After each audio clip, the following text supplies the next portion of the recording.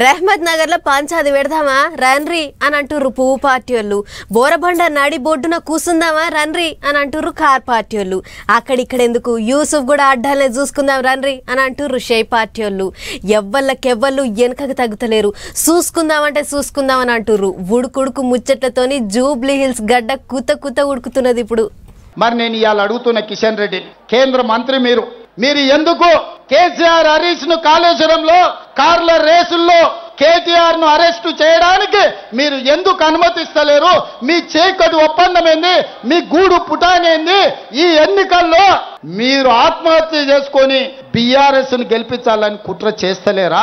మంగళవారం మాపటిలి రేమాత్ నగర్ చౌరాస్తాల నిలబడి సెంటర్ మంత్రికి సవాల్ ఇసిరిండు ముఖ్యమంత్రి.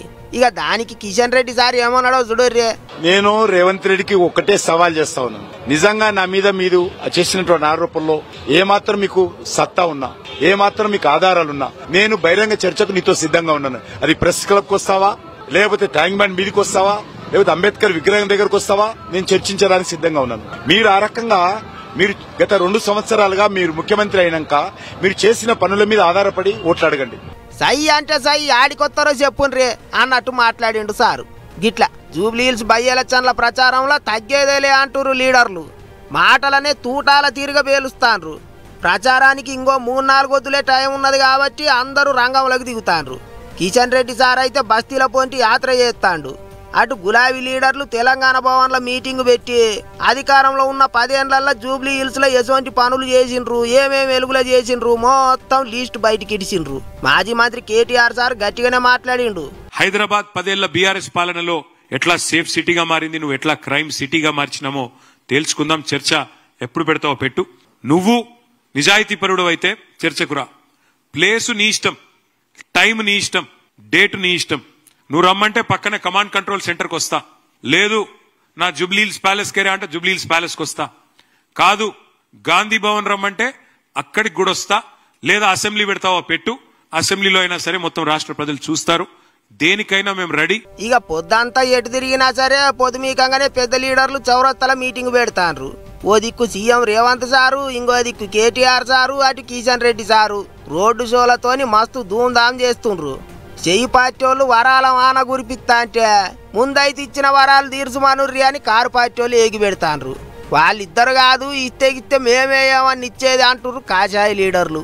ఇంకో పెద్ద ముచ్చట ఏంటిదంటే ఏపీలో పువ్వు పార్టీ జనసేన పార్టీ దోస్తులు కాబట్టి జూబ్లీ హిల్స్ లో కూడా అట్లనే దోస్తి గట్టి పనిచేయాలని నిర్ణయం చేసిండ్రు. పువ్వు పార్టీ వాళ్ళ తరపుకేంచి ప్రచారం చేస్తుండ్రు జన సైనికులు.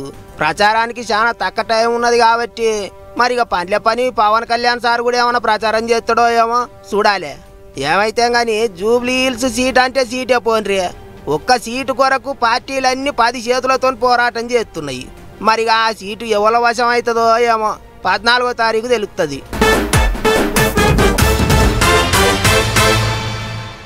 ఏం చేసినా పబ్లిక్ కు చెప్పి చేయాలి, ఏం చేసినా పబ్లిక్ ను అడిగి చేయాలి.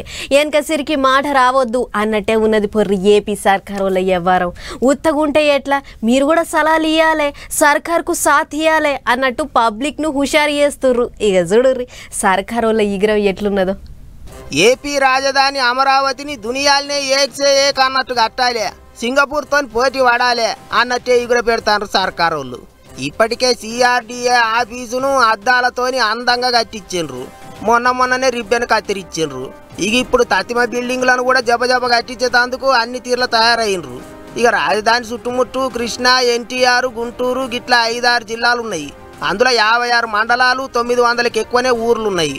అందుకే సర్కారు వాళ్ళు ఒంటెద్దు పోకడ పోకుండా రాజధాని చుట్టుముట్టున్న ఊర్ల పోంటి జనాలు ఏమనుకుంటారు, వాళ్ళంతా అమరావతి ఎట్లుండాలి అని కోరుకుంటారు. ఆ ముచ్చట్లేంటి అన్ని తెలుసుకునే వివరం చేస్తున్నారు. అమరావతిలో బిల్డింగులు ఎట్లుండాలి, రోడ్లు ఎట్లుండాలి, ఎవరికి ఎటువంటి ఆలోచన వచ్చినా సర్కారుకు చెప్పుకునేటట్టు ఓ QR కోడ్ విడుదల చేసిండ్రు. సిఆర్డిఏ వెబ్సైట్లకు పోయి పలక ఫోన్లుగా QR కోడ్ స్కానింగ్ చేసి దాంట్లో అమరావతి ఎట్లెట్లుండాలనో సర్కారుకు సలహాలు ఇవ్వచ్చట. ఇదొకటే కాదు, సర్కారు వాళ్ళు ఈ నడమ ఏ కార్యం ముంగటేసుకున్నా పబ్లిక్ ను మాత్రం యామార్తలేరు. గా నడమ ఋషికొండ మీద ఉన్న ప్యాలెస్ ను ఏం చేద్దాం చెప్పుండ్రి అని పబ్లిక్ ను సలహాలు అడిగిండ్రు. ఇట్లనే సీఎం సారు ఎక్కడ మీటింగులు పెట్టినా పబ్లిక్ సర్కారు వేరు వేరు కాదు, ఇద్దరు కలిసి నడిస్తేనే బండి నడుస్తుంది అన్నట్టు చెప్తున్నాడు. అన్నిటికీ మించి రాజధాని రాష్ట్రంలో ఉన్న పబ్లిక్ అందరికీ పసంద్ అయ్యేటట్టు ఉండాలి అనుకుంటారు. మరిగా మంచిదే కదా అనుకుంటారట చాలా మంది.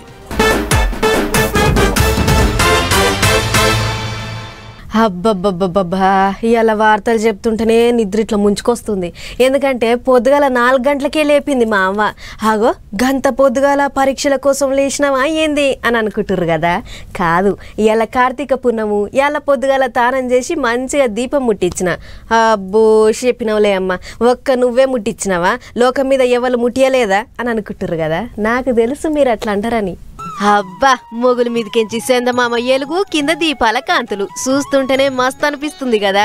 కార్తీక మాసాన్ని సంబరంగా చేసుకుర్రు భక్తులు. ఏగిలి వారక ముందే తానాలు జపాలు చేసి కార్తీక దీపాలు ముట్టించిర్రు.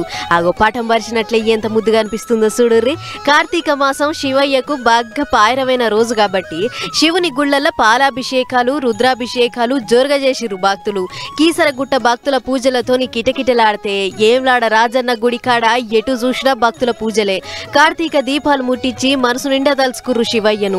ఇక నిజామాబాద్ జిల్లా బాల్గొండల పెద్ద పూజలు చేసింది ఎమ్మెల్సీ కవితక్క. లింబాద్రి గుట్టకు పోయి కార్తీక దీపం ముట్టించి అటెంక నర్సన్నకు పబ్బతి పట్టింది. అటు ఆలంపూర్ దిక్కు నది తానాలు చేసి మొక్కులు పెట్టుకురు భక్తులు. తెల్లారగట్ల నుంచే గుళ్లబాట పట్టిన జనాలు దీపాలు ముట్టించుకుంటా హారతులు ఇచ్చుకుంటా నిష్ఠతోని గడిపేర్రు. చాలా మంది ఒక పొద్దులున్నారు. గిట్ల ఒక్క తావల కాదు, రాష్ట్రం అంతా శివుని గుళ్లన్నీ భక్తుల రాకడతోని కిటకిటలాడితే అధికారులు కూడా సరిపోను సౌలతులు చేసిర్రు. అయితే దేశం అంతా కార్తీక పున్నం పెద్ద పండుగలే చేసుకుంటే ఏపీ ఏలూరు జిల్లాలో మాత్రం కార్తీక పున్నం నాడు ఎక్కడ జనం అవపడలేదు. గంగానమ్మ జాతర అవుతుంది కాబట్టి ఇంకే దేవుళ్లకు కూడా పూజలు చేయొద్దని వెనకటి సంధి వస్తున్న ఆచారం అట. అందుకే చాలా మంది నోము పండుగకు కూడా దూరం ఉన్నారు. అటు 1000 ఏళ్ల చరిత్ర ఉన్న జ్వాలా పహారేశ్వర స్వామి ఆలయంలో కూడా భక్తుల రద్దీ అంతగా లేదట. మొత్తానికి 1-2 తావుల తప్పిస్తే కడమ జాగల్ల కార్తీక పున్నం మా సంబరంగా జరుపుకుర్రు భక్తులు.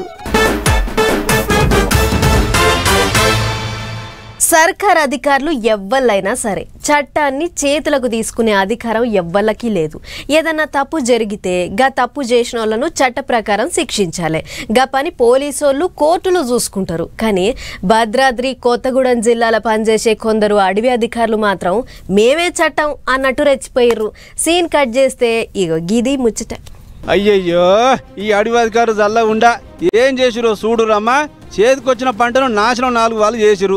పత్తి చేనంత వీకేసి పనికి రాకుండా చేసి అవతల పడ్డారు. అసలు ముచ్చట ఏంటంటే వీళ్ళది చండ్రగొండ మండలం రవికొప్పాడు అనే ఊరు. అయితే ఈ 2 రైతులు 4 ఎకరాల పోడు భూమిని పట్టుకుని దాంట్లో పత్తేసిరు. చేను కూడా మంచిగానే ఎదిగింది. కానీ ఏం ఫాయిదా, ఇంతలో అడవి అధికారులు వచ్చి ఇది ఫారెస్ట్ భూమి, ఏదో మీ సొంత భూమి అన్నట్టు పంటేసిరని చెప్పి ఆయనతో చేను మొత్తం ఒక్క చెట్టు లేకుండా వీకేసిపోయిరట. దీంతో 1000 రూపాయలు పోసి పంటేస్తే నోటికాడు బుక్ ఎత్తగొట్టిర్రు. మమ్మల్ని అన్యాయం చేసిరని గోసరిల్లుతారు రైతులు.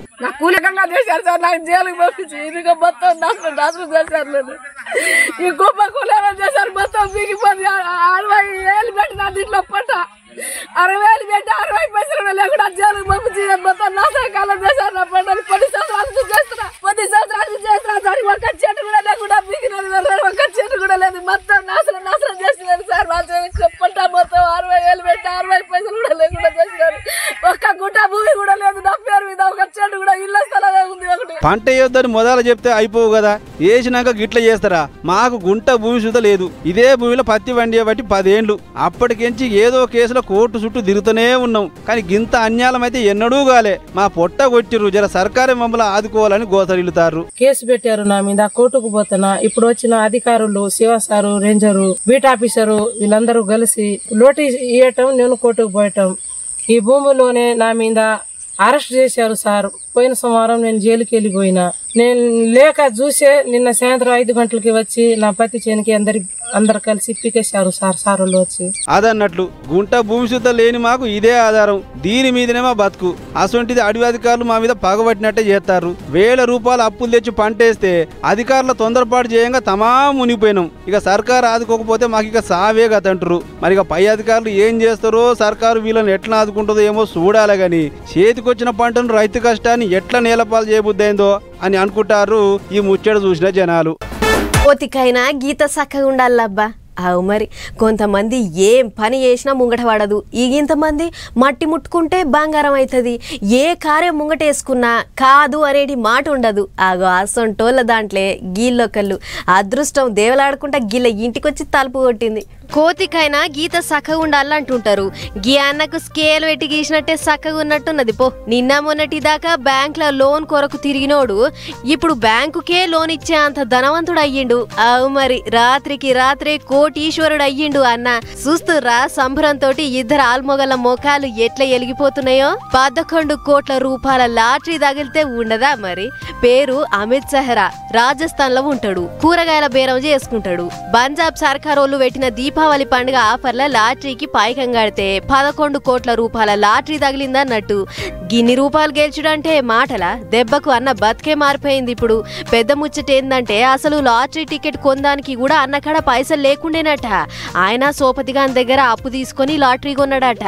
ఇప్పుడు లాటరీ తగిలిందని ముర్చుడే కాదు, తొలుత సాయం చేసిన సోపతిగాని ఇంట్లో కూడా సంబురాలను నింపిండు అన్న.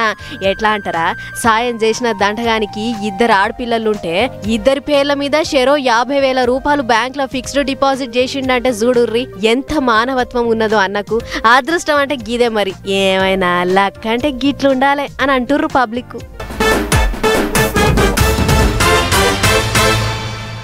రౌడీయిజం, గూండాయిజం, మాఫియా, స్మగ్లర్లు ఎవ్వరైనా సరే పోలీసుల్ని చూస్తే గజ్జను వణుకుతుంటారు. పోలీసుల కాడ నుంచి తప్పించుకొని పారిపోతుంటారు. కానీ ఒక్క యూపీలో మాత్రం సీఎం సార్ను చూస్తే లాగులు దడుపుకుంటారు దొంగ బడవేగాళ్ళు. ఆ తీరుగా భయపెడుతుంటాడు మరి సీఎం సారు. రౌడీగాళ్లను గుండగాళ్లను భయపెట్టుడే కాదు, పేదోళ్లకు మంచి కూడా చేస్తుండు. కాషాయం బట్టలు కట్టుకున్న కాల యమునోలిగానే కానొస్తున్నాలే కావచ్చు పొర్రి ఉత్తరప్రదేశ్లో గుండగాళ్లకు అక్కడి సీఎం యోగి సారు. ఆవు మరి సారు చేసేటి పనులన్నీ గట్లనే ఉన్నాయి. కాషాయం బట్టలు కట్టుకొని సాధు జీవి లెక్కనే కానొస్తాడు గాని మీదికి కానొచ్చేటంత సాధు జీవేం కాదు లో. సార్ పేరు ఇనబడతనే ఎర్రటి ఎండల కూడా వానకు ఉడుతుంది రౌడీలకు. అవు ఇక ఈడ కనబడుతున్న విలాసవంతమైన ఇళ్లను చూసిర్రా, లక్నోలో కట్టిర్రు. గా వీటిని ఏం తక్కువ 72 ఇళ్లను కట్టించిండు. గా వీటిని అక్కడి పేదోళ్లకు వంచిపెట్టిండు. మన తన డబుల్ బెడ్రూమ్ ఇళ్ల తరీకలన్నట్టు. కాకపోతే ఆ జాగా గుండగాళ్ళు రౌడీజాలు చేసేటోళ్ళు కబ్జా పెట్టిన జాగలా కట్టిర్రు. అర్థం కాలే కదా. అయితే చెప్తా ఇనుర్రిగా. ఇంతకు మునుపు సర్కార్ జాగలు కబ్జా పెట్టిన గుండగాళ్ల కాడ నుంచి జాగలు గుంజుకొని ఆ జాగల కట్టిన పాత ఇండ్లను బుల్డోజర్లతో కూలగొట్టి ఇక ఇట్లా కొత్త ఇండ్లను కట్టించి ఆ ఇండ్లను ఇల్లాకిలి లేని పేదోళ్లకు పంచిపెట్టిండు అన్నట్టు. పెద్ద ముచ్చటేందంటే గీ ఇండ్లు కట్టిన జాగను ఇంతకు మునుపు ఓ మాజీ ఎమ్మెల్యే కబ్జా పెట్టినుండేనట.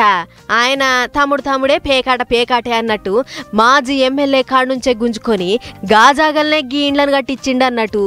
అయితే ఆ ఇండ్లు వంచేటి కార్యానికి కుర్దు సీఎం సరే వచ్చిండు.